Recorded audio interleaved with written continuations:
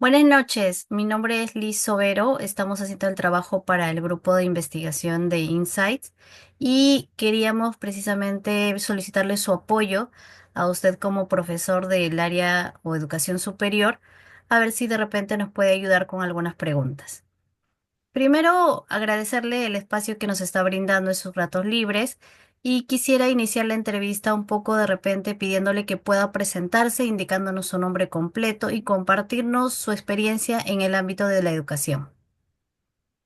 Buenas noches. Bueno, mi nombre es César Sobero. Yo soy docente en la Universidad Nacional de Ingeniería. Dicto cursos referentes a la parte de networking, certificación de redes internacional. Bien, de acuerdo a lo que el tema nos sugiere acerca de la educación superior, ¿qué atributos o características considera que los estudiantes valoran más en cada una de las modalidades de estudio, como por ejemplo presencial, la educación híbrida y la remota? Bueno, aquí hay que evaluar dos puntos rápidamente. Uno, el tema de la virtualidad ha traído muchos eventos necesarios que han permitido que la educación sea más abierta. Uno de ellos es referente a la movilidad, ¿no? O sea, es decir, para llegar uno a una aula presencial, ¿no? Tiene que viajar y muchas veces el tráfico dificulta la posibilidad de llegar rápidamente. Entonces, es una hora de viaje. Para ciertos temas referentes, por ejemplo, a la parte teórica que yo dicto, la virtualidad se ajusta a ello, ¿no? Pero el tema va por las habilidades prácticas que son necesarias para el tema referente al curso que yo dicto, por ejemplo, redes. Es necesario que hagan un reconocimiento de equipo, es necesario que conecten, desconecten los cables de red, es necesario que desarrollen habilidades que necesariamente lo tienen que hacer de manera directa con los equipos. Son equipos caros, por lo tanto, no son accesibles desde cualquier punto, ¿no? Entonces, yo me relaciono más a la parte híbrida. Creo que agrega los dos valores, en este caso, que necesitan los alumnos para desarrollar sus habilidades. Correcto. Y respecto a esta modalidad híbrida, por ejemplo, ¿qué características consideran más valiosas los alumnos? Ahí viene el tema, ¿no? Si bien es cierto, se han desarrollado muchas herramientas para el tema de la virtualidad, en este caso, por ejemplo, la utilización de simuladores que permitan a los alumnos desarrollar habilidades, pero el 100% de las habilidades que el alumno desarrolla es justamente interactuando físicamente con los equipos. Y la única forma de desarrollar esta habilidad es trabajando de manera directa, es decir, teniéndolos en un aula, en un laboratorio, desarrollando sus habilidades. ¿Y por qué de repente la mayoría de sus alumnos escoge de repente una educación híbrida? ¿Por qué cree usted que sucede esto a pesar de que deberían de tener un ambiente presencial para poder hacer este uso de los laboratorios, por ejemplo? Correcto. A ver, la pregunta va por referente a si puedo desarrollar todo en un aula presencial, ¿por qué manejarlo de manera híbrida? Ujú. Y vuelvo a la parte primera, ¿no? Es decir, si bien es cierto, eh, yo puedo llegar al salón, el tiempo de movilización o el tiempo de viaje hasta llegar a la universidad, al aula, es un tiempo que normalmente se considera como perdido, ¿correcto? Distinto a en este caso, poder llegar o estar de repente frente a una máquina y desarrollar la clase, desarrollar la parte teórica, ¿correcto? Una vez que el alumno ha desarrollado la parte teórica, puede pasar a la parte práctica. Esta parte práctica ya lo haría de manera presencial. Es decir, entonces, conjugamos el desarrollo de la parte teórica, ¿no? Y desarrollar ciertos laboratorios en de repente sistemas virtuales, ¿no? De manera online y la parte de las habilidades prácticas físicas necesarias en un laboratorio presencial. Claro, y en base a tu experiencia, ¿qué atributos o aspectos no son valorados por el alumno al momento de escoger este tipo de educación? ¿Qué no valora en realidad? Bueno, eh, desarrollar la parte de las habilidades prácticas para algún tipo de alumno considera que lo que él necesita saber es solamente, por ejemplo, configurar un dispositivo, sin tener en cuenta que al momento de enfrentarse, en este caso, a un campo laboral, él no va a estar trabajando o simulando dispositivos o redes. Él va a trabajar directamente con la infraestructura que pueda presentar la empresa. Y es ahí donde puede enfrentarse a dispositivos que físicamente y visualmente ni los conoce, ¿no? Que él lo conoce en un simulador de una manera y en la parte práctica es algo muy distinto. Entonces, esa valoración de las habilidades prácticas que pueda desarrollar, no todos los alumnos tienen o desarrollan esa capacidad, ¿no? Ujú. Bien, y bueno, es un poco de lo que habíamos estado conversando ya, pero en su opinión, de repente teniendo en cuenta no tanto un porcentaje, pero en base a lo que usted ha experimentado dentro de su trabajo, en su opinión, ¿cuál sería la modalidad de estudio que en sí los estudiantes prefieren? ¿Qué es lo que escogen más? Bueno, es que ahorita tenemos un público variado, ¿no? La mayoría por el tema de la facilidad que tienen para acceder a las sesiones, optan por el tema virtual, algunos porque de repente dentro del esquema virtual tienen la posibilidad de hacerlo, desarrollarlo de manera síncrona. Eso les permite revisar el video de la clase y desarrollar de repente los laboratorios o los ejercicios que se puedan dejar. Algún tipo de alumnos prefieren ese mecanismo, ¿no? Otros prefieren la parte presencial, ¿no? Claro, normalmente, por lo que he ido viendo, un gran número prefiere la virtualidad, ¿no? Y son pocos los que valoran las habilidades que puedan desarrollar en un ambiente práctico. Bien, ¿y por qué cree usted que lo consideran así? O sea, ¿por qué cree que ellos de repente pueden inclinarse por una u otra modalidad? Justamente por las facilidades que tienen, ¿no? El poder acceder fácilmente a una sesión, el no necesariamente estar involucrado dentro de la clase, esa libertad que puedan tener de poder dejar sus pantallas prendidas y movilizarse a otro lado, o desarrollar otra actividad, pues conlleva esa, de repente a decidirse por utilizar una plataforma virtual para capacitarse o llevar un curso o llevar una carrera, ¿no? Entonces, de repente, esta preferencia no es constante o tiene o varía según de repente el nivel académico, nivel sociocultural. ¿Qué considera usted? No, yo creo que eh, la valoración se va a ir dando según va avanzando el alumno en la carrera. Es decir, ¿no? Algún alumno pueda de repente ir inicialmente desarrollando habilidades muy básicas, ¿no? En los cursos iniciales, ¿no? Pero según va avanzando, ve la necesidad de desarrollar habilidades y mucho mayor si es que de repente él ingresa ya a un evento de prácticas o pasantías, donde ya ve la necesidad de conocer realmente la parte práctica, ¿no? Las habilidades prácticas que solo se pueden desarrollar en un ambiente presencial, en un laboratorio presencial.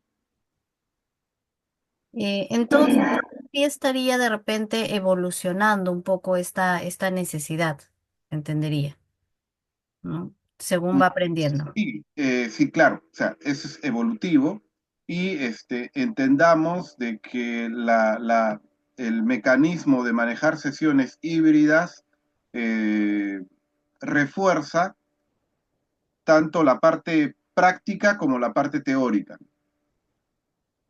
Ujú. Y bueno, en base a la modalidad de estudio, según lo que más o menos va observando usted en los estudiantes, ¿qué es lo que logra de repente un aprendizaje más efectivo y significativo?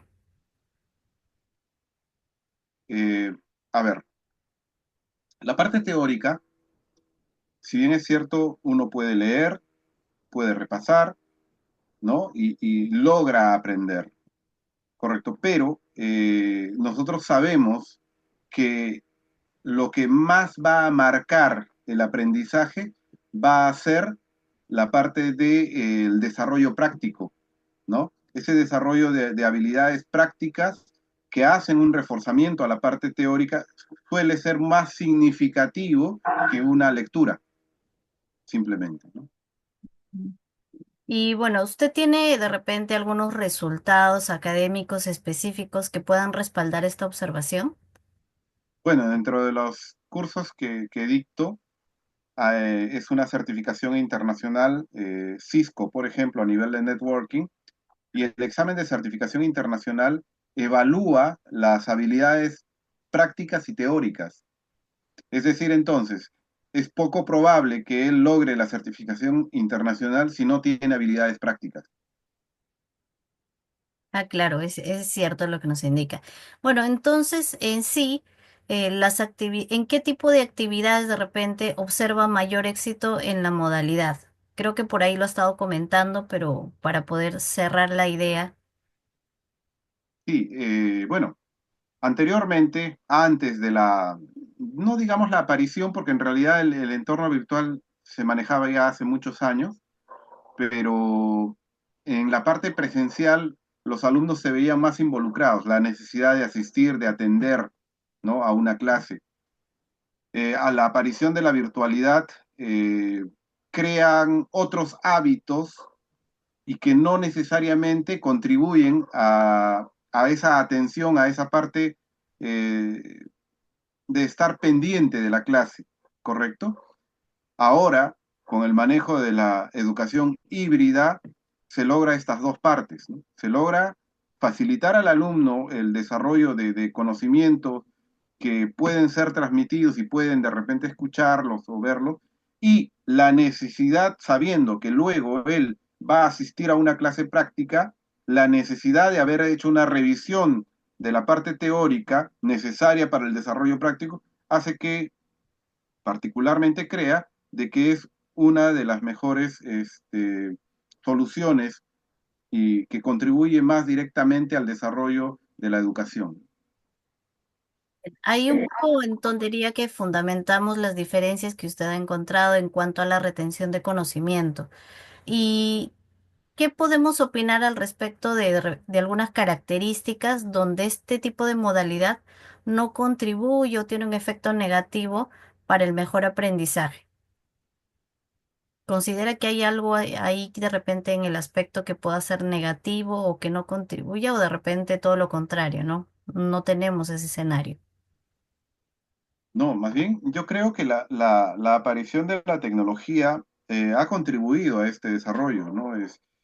Eh, el manejo de ciertas herramientas antes, por ejemplo, si el profesor desarrollaba un cierto ejercicio en pizarra, y de repente tú no tenías la ocasión de copiar, perdías esa explicación que había desarrollado. En la actualidad, la captura de pantalla cuando hace un desarrollo en pizarra o esta facilidad que existe de compartir la pizarra para que el alumno pueda revisar todos los apuntes que ha hecho el profesor, ¿no? De alguna manera contribuyen al desarrollo. Y lo otro es que siempre voy a relacionar a la parte práctica, porque si el alumno no se enfrenta, ¿no? A un ambiente práctico, no se enfrenta a este desarrollo, muestra de conocimiento frente al profesor, frente a los compañeros, ¿no? Que yo también, de alguna manera, estoy de acuerdo a que esto ayuda a que ellos puedan, de alguna manera, explicar y facilitar, le facilita en este caso la explicación de sus conocimientos, ¿no? ¿Qué pasa si un alumno tiene que enfrentarse de repente a en una entrevista de trabajo y no tiene esa capacidad de poder dar a conocer sus conocimientos porque solamente ha estado escuchando o viendo un video, ¿no? Y en este caso, no podría de repente dar a conocer. El otro punto es que de manera presencial el alumno no tiene ayuda de otras herramientas más que lo que él pueda tener o lo que haya aprendido, lo que haya desarrollado prácticamente. Bien, bueno, esto hablando un poco en el entorno actual, ¿no? Lo que estamos viviendo actualmente. Y si nos enfocamos un poco en el futuro, ¿cuáles cree que serían de repente las tendencias más relevantes en la educación superior relacionadas al futuro, ¿no? ¿Qué factores podrían impulsar la educación? Bien, se ha hablado bastante de la telepresencia, ¿no? De este tipo de simulación de ambientes que te permitan desarrollar la parte teórica y la parte práctica, pero ligado a la parte de la virtualidad, ¿no? Entonces, sí, existen ya laboratorios, lógicamente bastante avanzados, que te permiten crear realidad virtual, ¿no? En esta realidad virtual ya tendrías el aula, tendrías a los compañeros justamente dentro de la virtualidad, ¿no? Yo sentado aquí frente a ustedes, ¿no? Si puedo de repente girar a la derecha o girar a la izquierda, vería a los compañeros sentados, podría tener enfrente los equipos, ¿no? Ujú. Todo referente a la parte tecnológica virtual. Claro. Y bueno, hablando en general, ¿no? ¿Qué modalidad cree en todo caso que va a predominar en el futuro más cercano de repente? Bueno, todo tiende a la virtualidad, ¿no? Queramos o no, en realidad todo tiende a la virtualidad. Una vez, en una reunión de compañeros, le preguntamos a uno de ellos qué veía en la institución a futuro y dijo los salones actuales vacíos, la infraestructura vacía. Y claro, porque en realidad todo apunta a la virtualidad, todo va a apuntar a que todo lo que tengamos que hacer y desarrollar esté expresado o esté manejado en este caso desde del entorno virtual, ¿no? Dentro del entorno virtual, con las diferentes herramientas que se van creando. Ujú. Y bueno, ¿y qué modificaciones en todo caso, hablando un poco de los cambios que habrían, se van a requerir de repente en las modalidades que tenemos actualmente para que se adapten a estas otras necesidades, ¿no? En el futuro. Bueno, en realidad más va por la parte de poder manejar estas herramientas, ¿no? Si bien es cierto, existen herramientas actualmente para el tema de la virtualidad, pero no todos los manejan. Por ejemplo, estamos a través de una plataforma Zoom en este momento y de repente vendría la pregunta, ¿han utilizado alguna de las apps que presenta esta herramienta? ¿Utilizan la pizarra? ¿Utilizan el entorno gráfico que pueda presentar esta herramienta? Definitivamente no todos lo utilizan, a pesar que sí, siempre han estado conectándose a través de esta misma plataforma, ¿no? Ujú. Sí, me quedo con con ese comentario y ahí quería hacerle una última pregunta en esta parte. ¿Usted cree que estamos preparados precisamente para estos cambios? De repente no necesariamente aquí en nuestro entorno cercano como es la capital Lima, sino en general en el país. ¿Estamos preparados para afrontar estos nuevos cambios? Ya yendo un poco más a la parte técnica, para nosotros conectarnos en este momento necesitamos la red, necesitamos de la internet, ¿correcto? Y si nos podemos ir de repente un poco a provincia, este ancho de banda, esta velocidad que se habla de la internet, en muchos de los casos no es tan accesible. Claro, entonces tenemos una limitante. Si queremos abordar la virtualidad a nivel nacional, ¿no? Pensar a nivel nacional primero, eh, Lima no es el Perú, ¿no? Tendríamos que pensar un poco más en aquellas provincias donde los proveedores de servicio, la internet, esta red de fibra óptica todavía aún no ha llegado. Bien. Bien, esta era la primera parte de la entrevista y ahora me gustaría un poco conocer su opinión sobre algunos puntos de vista que han surgido en conversaciones con otros expertos, al igual que usted. Por ejemplo, el primer experto con el que realizamos la entrevista nos indica o considera él que la educación presencial sigue siendo la preferida, ¿no? En el entorno de los alumnos porque hay actividades que no se pueden desarrollar completamente en el entorno virtual. ¿Qué opina al respecto? Bueno, habría que ver si es que es la preferida en realidad de los alumnos o es la consideración que hace el profesional con respecto a sus clases. Es decir, lógicamente yo prefiero que mis alumnos estén de manera presencial, me permite interactuar con ellos, me permite desarrollar otras habilidades que en el entorno virtual no podría, ¿correcto? Pero no necesariamente es lo que los alumnos quieren. Normalmente el alumno lo que va a querer es tener más facilidades para poder obtener conocimientos. Y dentro de ellos, no hay que olvidarnos que Lima a nivel de transporte es caótico. Entonces, movilizarse de un punto a otro es un tiempo perdido. Y no hablamos de media hora, hablamos de una hora, 2 horas de viaje para tener sesiones de 3 horas, 4 horas, 6 horas de sesión, habiendo perdido 2 horas o 3 horas de viaje, ya se te ha ido el día, ¿no? En realidad, entonces, son temas que hay que valorar y lógicamente ellos se evalúan y prefieren el tema de la virtualidad, sin considerar, lógicamente, que muchos preferirían ser evaluados de manera virtual que presencial, ¿no? Pero yo creo que hay que diferenciar entre lo que prefiere el alumno y en todo caso, lo que como expertos nosotros recomendamos para que esta clase pueda ser óptima y puedan de repente recopilar toda la información que requieran o capacitarse en el tema que es básicamente lo que están buscando. Sí, y para cerrar, ¿considera que la educación no presencial en este aspecto tiene aspectos, por ejemplo, negativos? Hablábamos de los fallos de repente en internet o problemas en sí con los dispositivos, ¿no? Que en algún momento también podrían perjudicar el aprendizaje.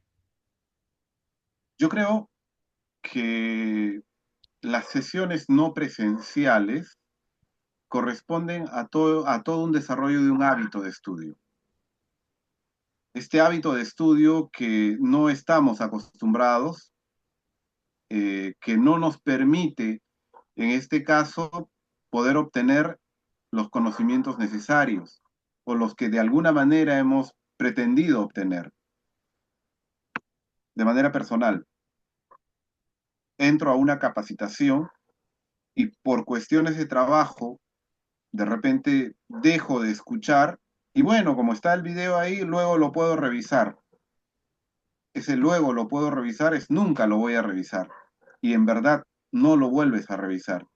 Son pocas las personas que, sabiendo de que no han podido entrar a una sesión que duraba 3 horas, van a revisar esas 3 horas después y se sientan a revisarlas, a escucharla como si fuera una reunión presencial. Ese hábito que se genera son pocos los que pueden desarrollar. Mm. Es cierto. Bueno, muchísimas gracias por el tiempo brindado. Definitivamente sus comentarios nos han ayudado a identificar algunos puntos que han sido objetivos específicos dentro de nuestra investigación. Así que muchísimas gracias, profesor César. Muchas gracias. Espero que me puedan invitar de repente a otra conversación o otro tipo de entrevista como esta. Muchas gracias en todo caso, por haberles permitido responder las preguntas que ustedes han hecho. Gracias.